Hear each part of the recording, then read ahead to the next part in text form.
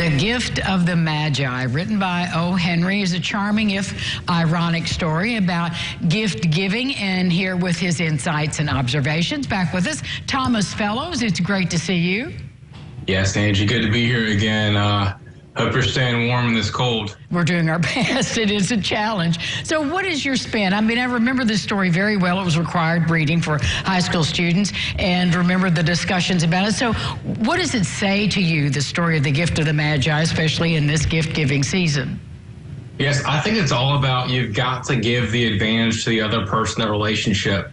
As you know, in this short story, there's Jim and Della Young, who are a young couple, a poor couple in New York.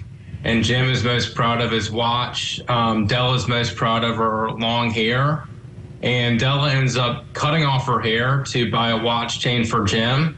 And Jim ends up selling his watch to buy a comb for Della and sacrificing the thing that was most important to them. They've found true love. And that's such an O. Henry ending as well. So yes. What's a life lesson for us if we read that story as we think about ourselves in this holiday season?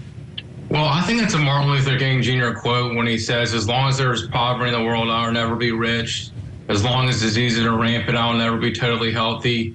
I'll never be what I ought to be until you are what you ought to be.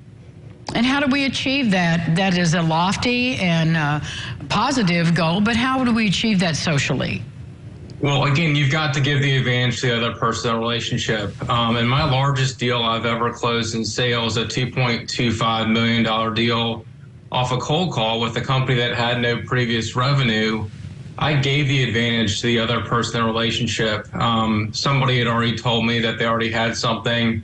And I reached out to somebody else and I said, hey, I know you already have something, but would you be interested in looking at this?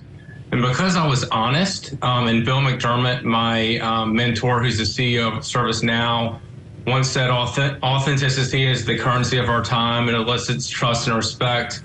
It's also in demand because it's rare.